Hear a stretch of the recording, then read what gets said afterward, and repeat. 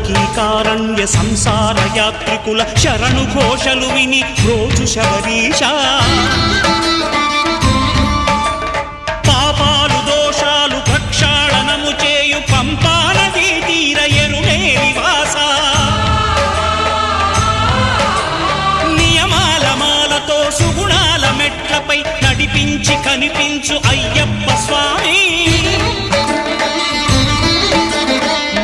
సంక్రాంతి సజ్జోతివై అరుదించి మహిమలను చూపించు మణికంఠ స్వామి